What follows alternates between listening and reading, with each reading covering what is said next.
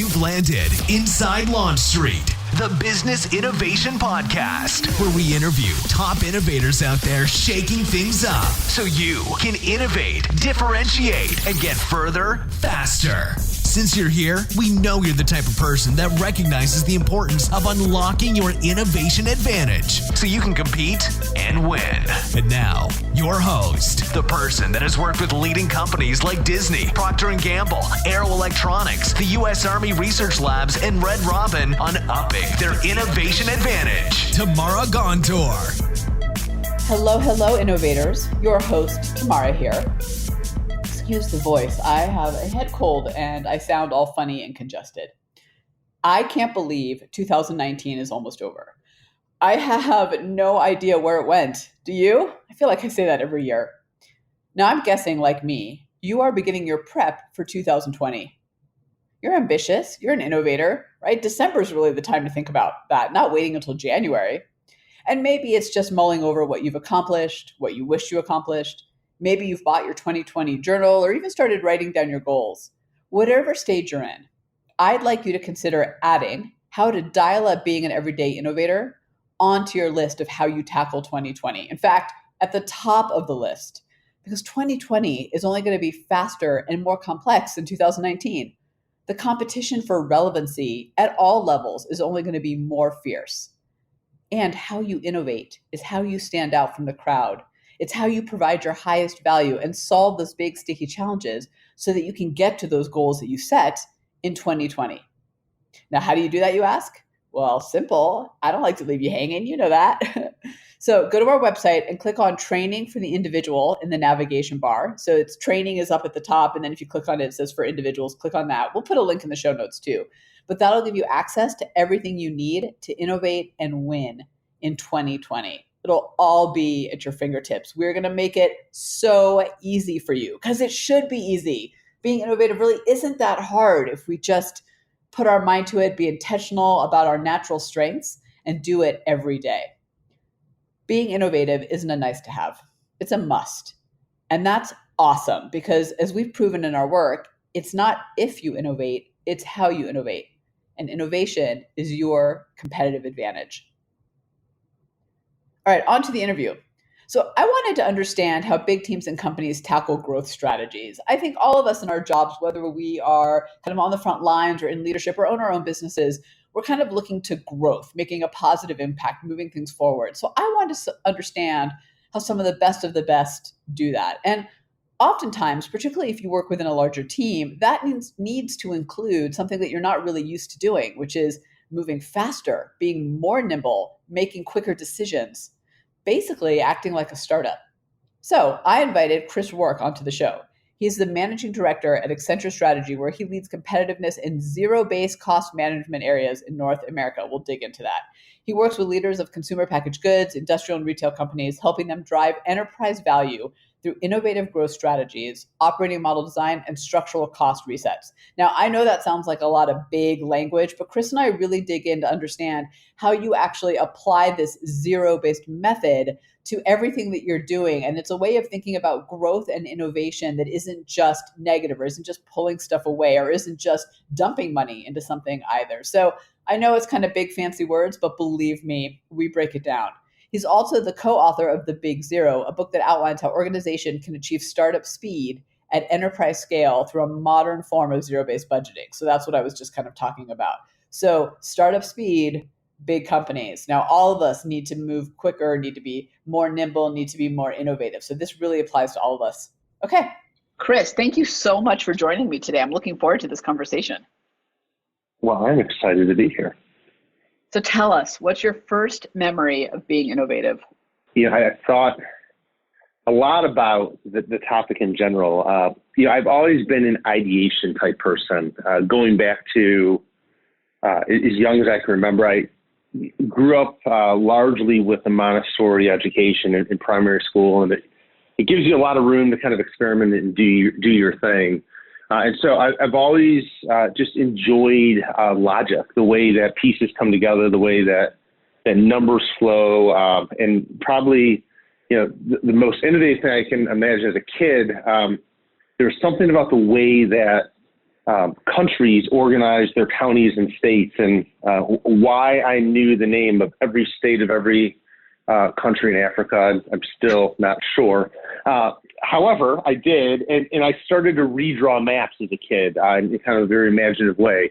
And so that's probably the first memory I have of what I'll call innovation, but it's, reimagining things in new ways. Well, first of all, I'm so glad you mentioned Montessori. I sent both my kids to Montessori early, preschool. And I will tell you what I always loved about it and wish we did more as adult was that more holistic problem solving. So instead of, it being kind of, you were alluding to it, math versus English versus science, versus whatever, it was like, oh, pick a topic that you love, and all those things kind of come out of it. And I think we've lost, as adults, we talk ourselves out of doing things that way. It's kind of interesting. Well, I think there's two elements. So one is it teaches curiosity because you're not being forced to do something, and you enjoy what you discover through curiosity. I think that's one real big power of it. And the other piece of it is I think it teaches a little bit of intellectual courage because you're not governed. For me, I have always excelled in math and science and probably lagged a bit in English. And so for me, it was allowing me to lean in further on some of those STEM type skills, but still dragging me through the areas where I didn't have the same energy. So I'm a big advocate. I think particularly early in life, it teaches some very good skills. I love that phrase, intellectual courage. And I think it's a great way to think about when you're doing something that's out of what you would perceive as out of your skill set or out of your experience, to think about almost, I don't know if I'm saying this right, so maybe you can elaborate, but almost attaching it to something else that you feel more confident about, so that, to kind of your point, you can have a little bit more of a halo effect. I think so. And it gives you the tolerance to take on risk that I think otherwise needs to develop in different ways. Yeah. So before, you have a book that I really am looking forward to digging into, but before we do that, I want to set the stage a little bit. So from your perspective, how is business changing? And most importantly, what impact does that have on the speed in which we need to do business? Wow, what a bold question. I'm just going to start with the Oprah question, and then we're going I'll try to discern it to a couple of specific areas, I guess. I think first and foremost, this notion of trust is prevalent in a way that I can't ever remember. And we see trust in the way that particularly the younger generation of workers choose employers to, I'll choose engage with. The commitment is no longer there. And so it's a choice to where they engage and spend time. We see trust in the way that ecosystems are evolving. Channel partners are working upstream, suppliers are coming downstream. We see trust in the way that regulators are starting to behave.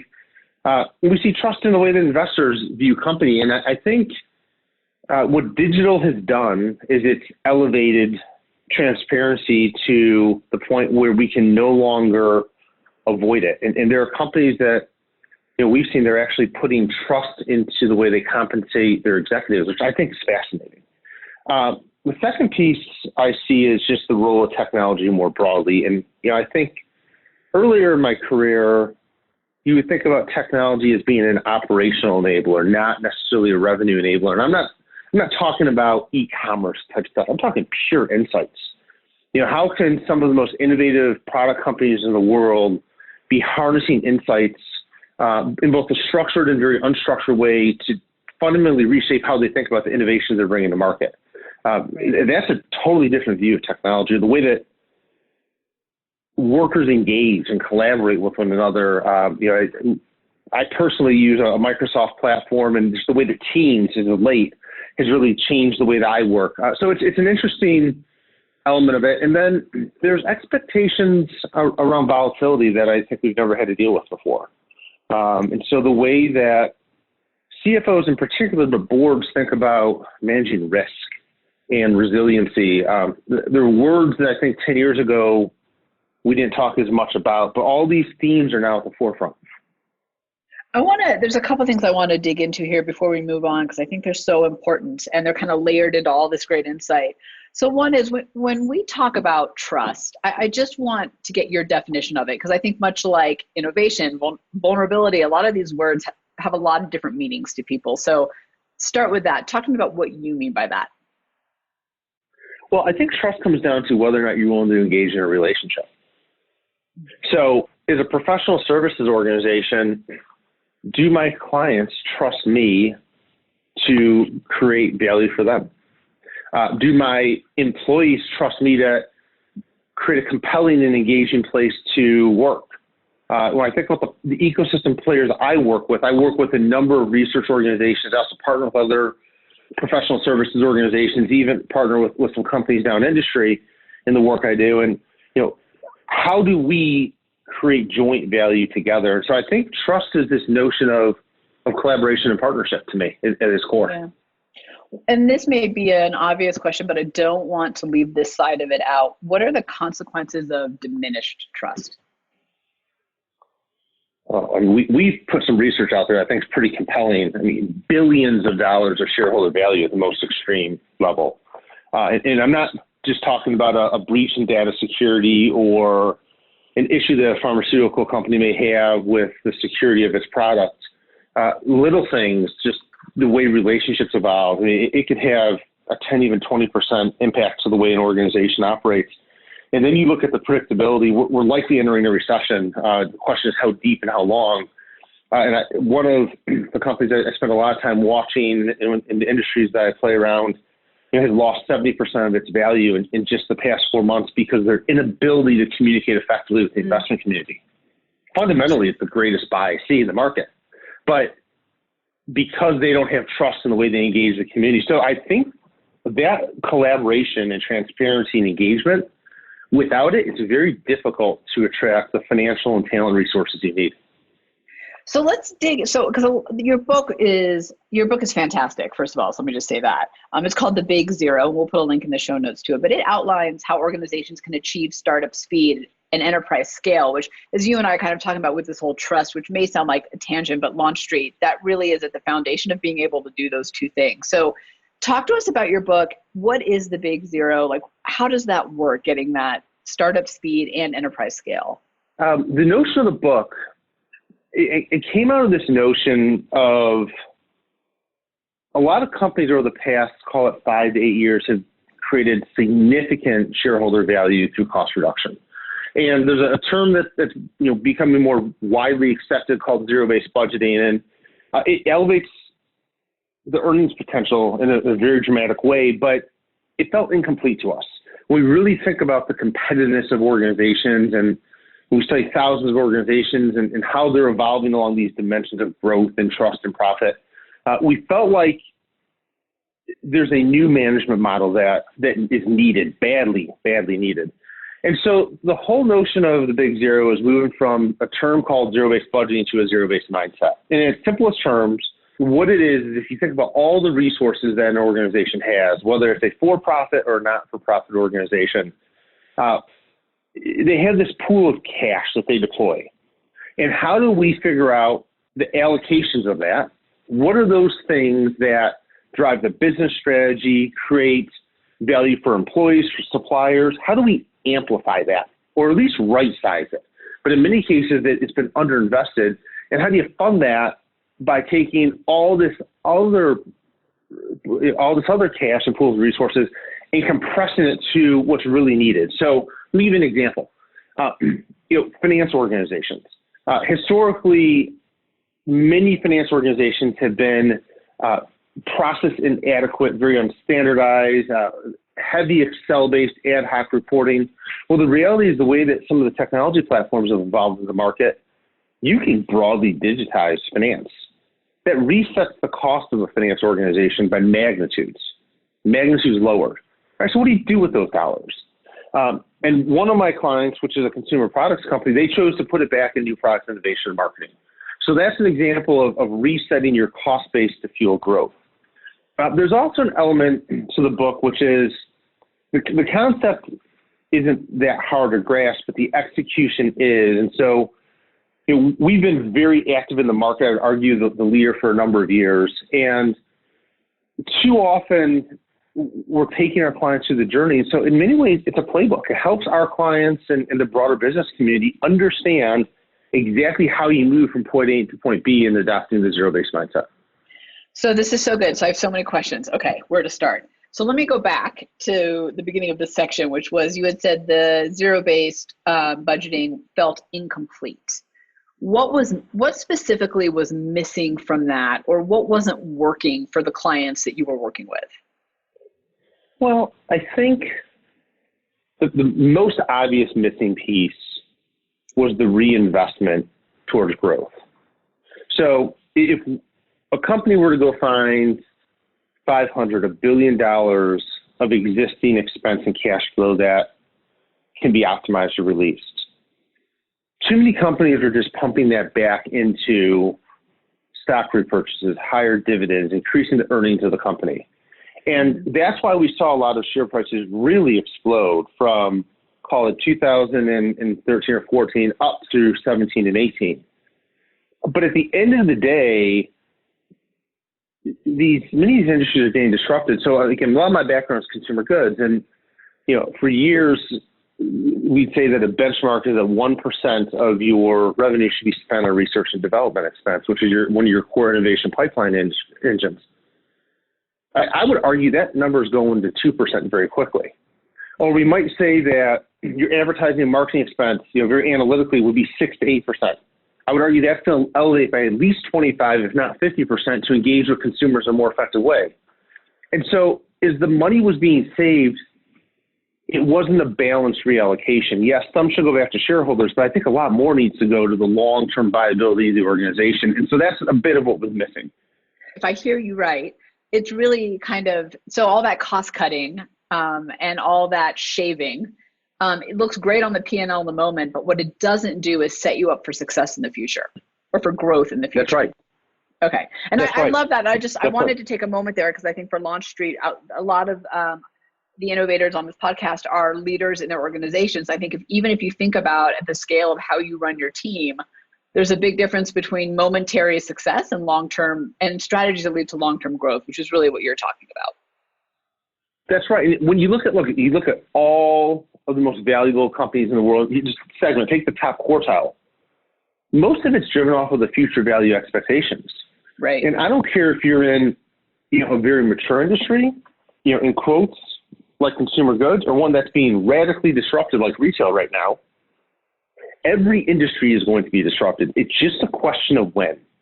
And is it incremental? Is it slowly compressed over time, or is it a big bang that comes out of left field? And not enough companies, even today, are thinking enough about when and where disruption will occur and how to reset before that happens.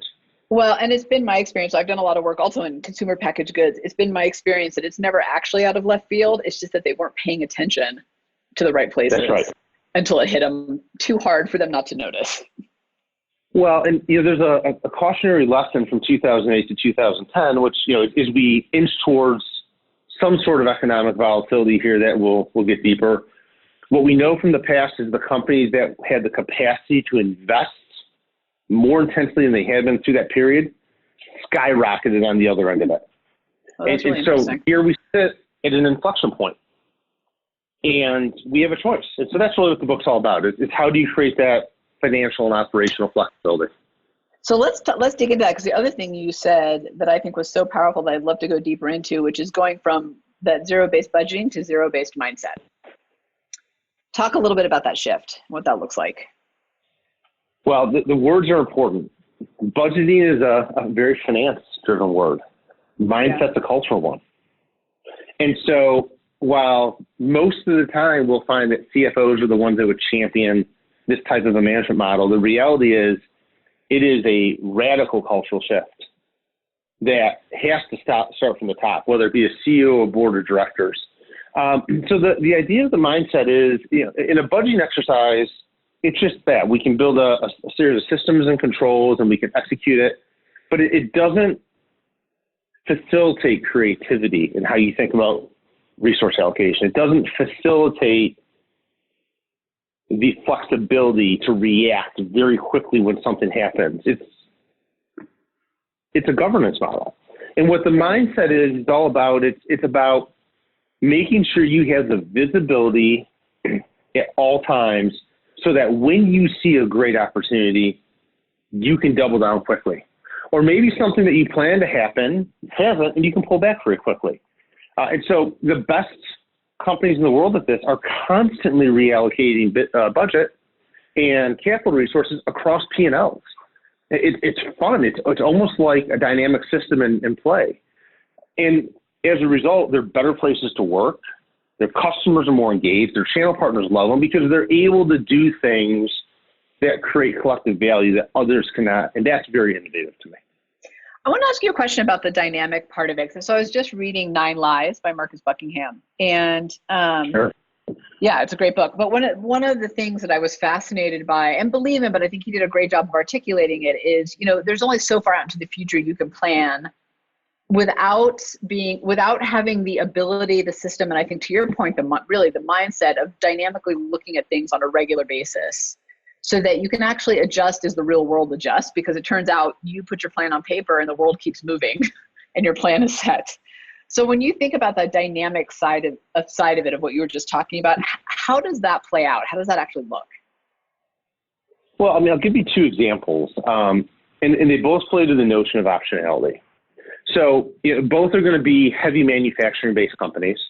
One company was struggling for a decade with its performance, has gone through a multi-year transformation. They have rewired their entire operations and cost structure and secured long-term contracts in highly attractive markets, which was all great until those highly attractive markets took what is probably a 2 to 3 quarter blip. Now, on the other side, it's going to be fine. But right now, they don't have the optionality to reallocate resources because they've distributed dollars and they distributed talents. And they distributed investments with their customers in a way that is very structured and rigid. That is not a zero-based mindset. A different heavy manufacturing company is, and the leader, hands down, the number one market share leader in their industry is stepping back and saying, what if our customers want to move from a transactional to a partner model? The industry's never gone down a partner path, but what would that look like? And how different would our world need to look? And one of the things we came to is it could be a 5x increase in the number of engineers they need. Okay, that's a pretty fundamental issue in a world that has not enough engineers. And so they're starting to think about fundamentally different ways of rewiring the organization and the way they operate and the role that different partners outside this enterprise can play. And that's agility. They don't know what's going to happen and when, but they're preparing for that scenario. They're preparing for another one where the pressure and intensity of a recession massively compresses margins. And what is their fallback if they have to? And then they're preparing for a third where that same recession could greatly devalue a number of smaller players in the industry, and what would have to be true to be able to very quickly roll up the industry and potentially grow by 50% in their scale. And so that's the kind of agility or optionality that I believe competitive companies want to hold.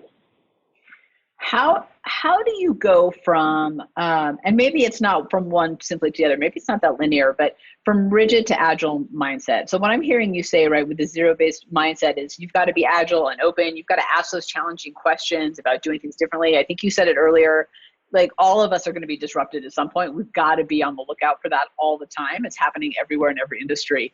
So how do you get if your clients come to you to do this work, how do you get them from the place of rigid, this is the way it's always been done, to that agile mindset that keeps you learning and growing with that eye on disruption in the future? For me, probably I have 3 books in my life that I would say, at least business books, that are really, really influential.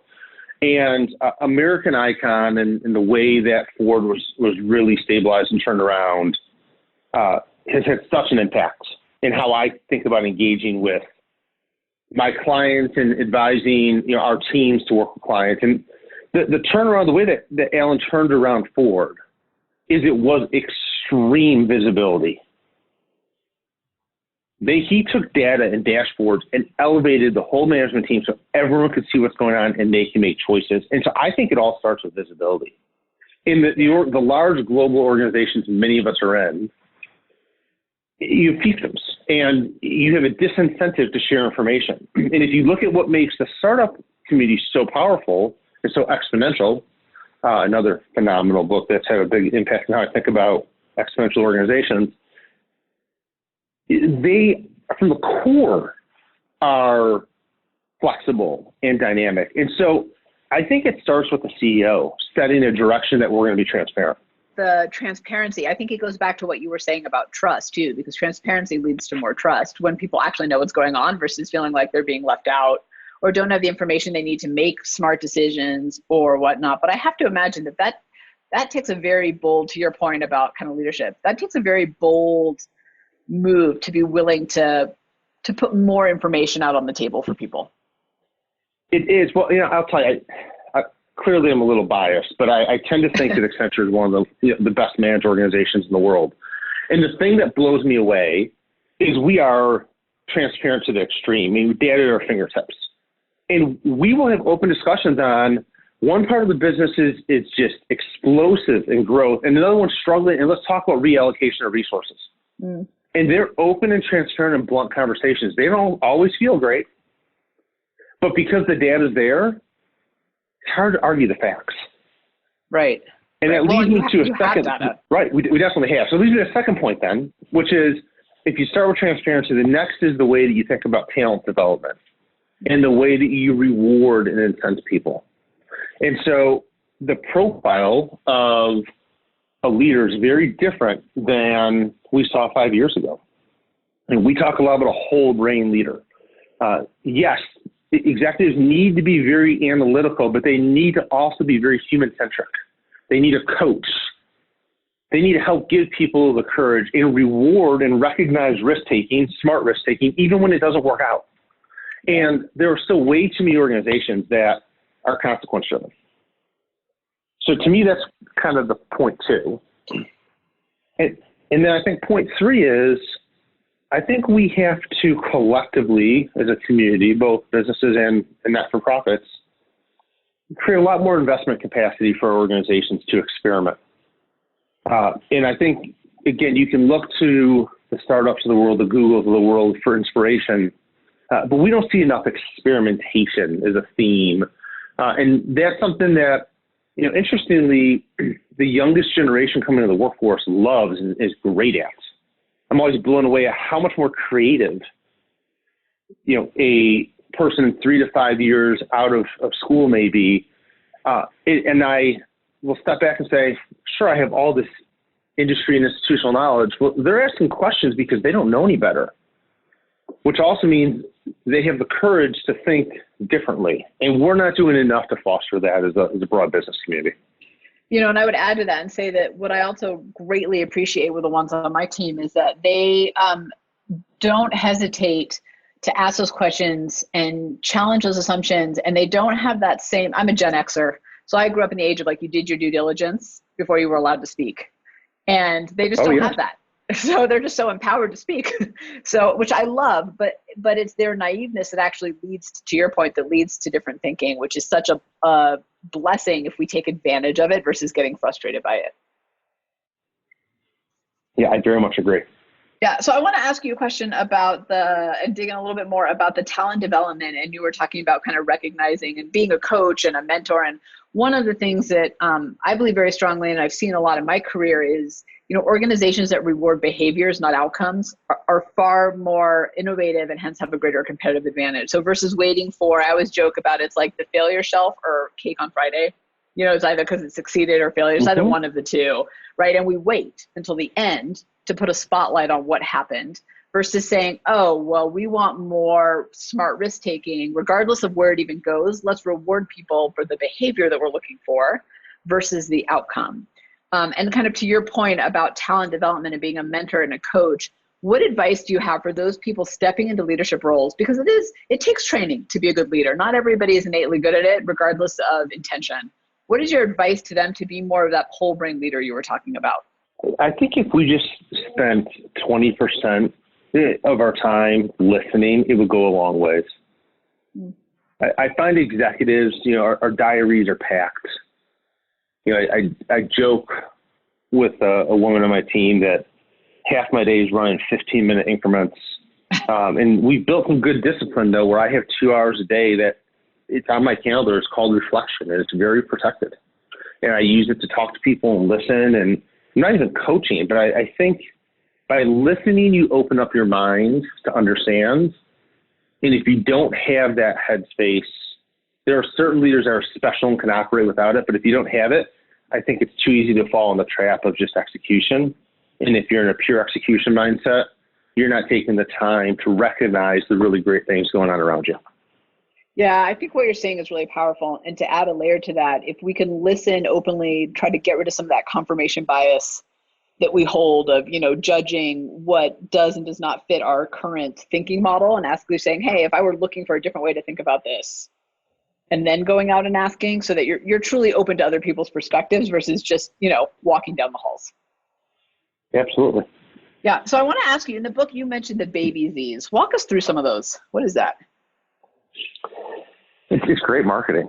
I'll start with that. It's a very simple framework that we can use to explain the P&L. And so we'll think about the structure of a P&L from revenue down to the cost of goods sold and into SG&A. There's 4 of them. And really, we could argue there's an element of capital that's not appropriately captured, but I think it's implied in many ways. So the first one is zero-based commercial, and it's the way that you really think about rebalancing commercial investments. Sure, there are organizations that are in deep turnarounds and probably need to contract a bit on the way they think about marketing, innovation, and the way they price and promote in the market. But many organizations, far more than those that are restructuring, are growing and smart allocations. And so zero-based commercial is about great visibility to where to play, how to win type choices, and how are you investing resources against them. And I'll take those categories. Too many organizations think about innovation, marketing, and pricing is 3 very discrete pools of investment. The reality is they are one and the same. And so rebalancing around that's a really powerful construct. The second one is zero-based supply chain. And we can tailor supply chain based on industries. So, for example, if there's a health provider, it'd be more operational in nature. If we're getting into retail, we're thinking more about stores. But zero-based operations or zero-based supply chain is really about what I'm going to call should costing in the core operations of the business. And should costing takes 2 dimensions. One is just how do your relative assets perform against one another, and what can you learn from a leading practice standpoint that should be shared. And I'll give you an example. One company that I worked with had just over 90 discrete manufacturing facilities. And while they had a continuous improvement program, it was localized. And just by elevating up the operational excellence notion across the whole set of assets, it was a very significant unlock of value. The second piece is around the should cost of digital and just the way that technology is coming into the supply chain. It's creating very different ways to operate and very different expectations for what the cost of operations should look like. The third is around zero-based spend. And think about this as your overhead, general administrative, non-payroll spend. Some companies call it indirect spend or goods not for resale. And that's about managing the consumption and the price balance. I think for many companies, it's always been about price. So the reality is we find that almost 70% of the value actually sits in contracting consumption. So if you take the analogy of pencils, sure, I could reduce the price of a pencil by 5%, but the reality is why am I buying so many pencils in the first place? And earlier in the discussion, we talked about compressing non-working versus working dollars, or the non-working being the stuff that doesn't directly add value. The zero-based spend is a lot of the non-value added spend. The last one, which is, I believe, not necessarily the largest money, but potentially for a number of industries, the most transformative is zero-based organization. And as industry is changing, as disruptions occurring, operating models fundamentally need to shift. And so zero-based organization reimagines the right work for an organization and what it should be sized at or cost at to execute against that.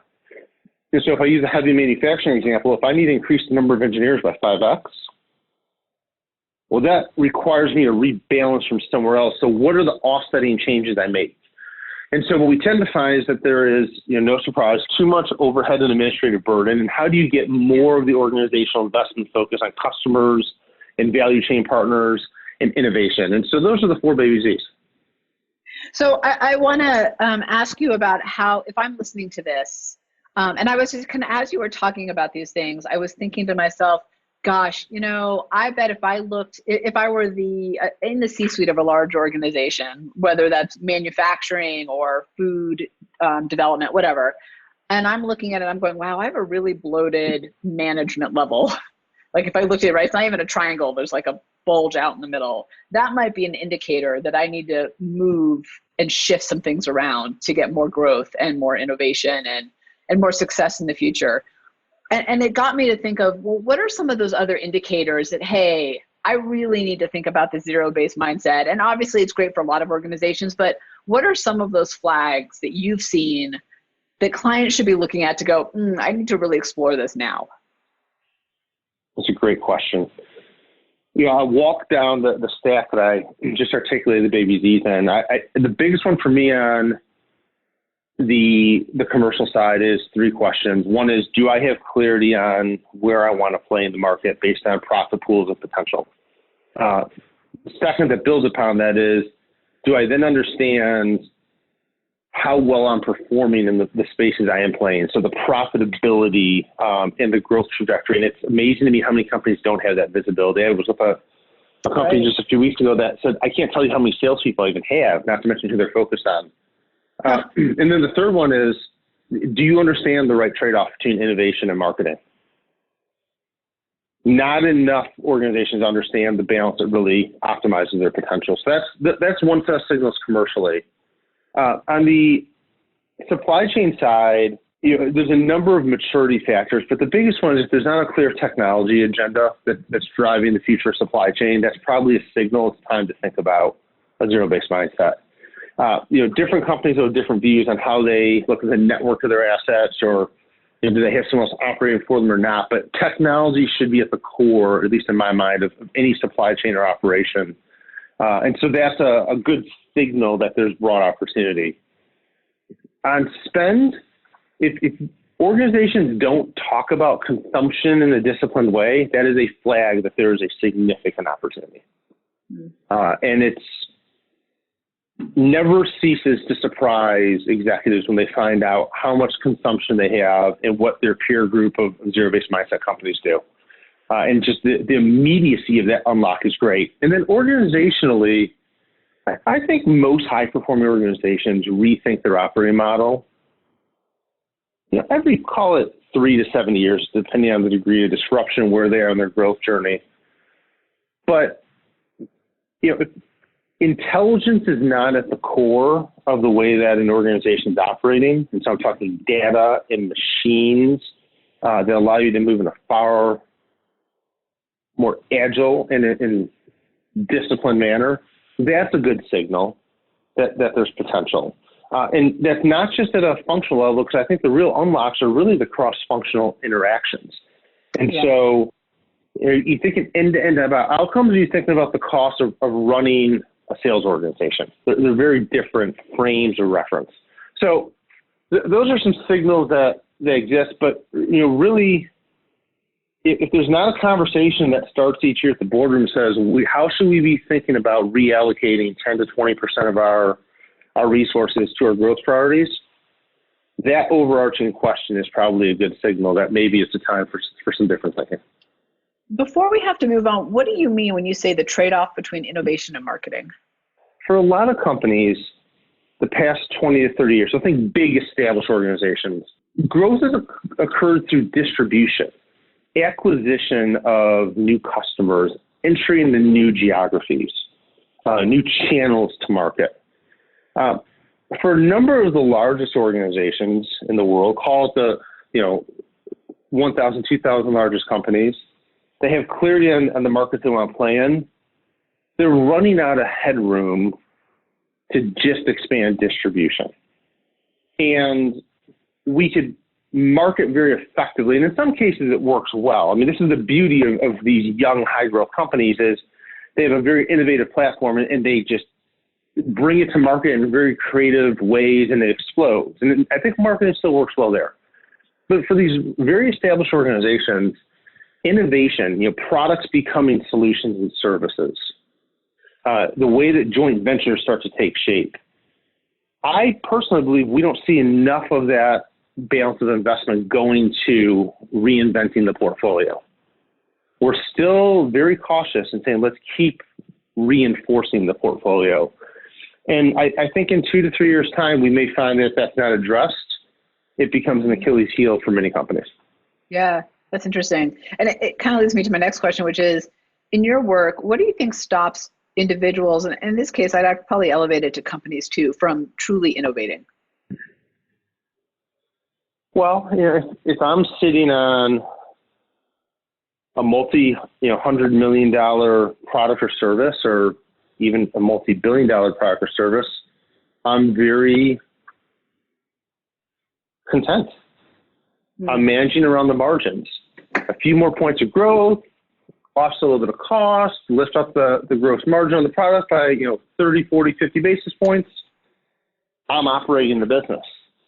There's a lot of downside to saying, let's go disrupt ourselves.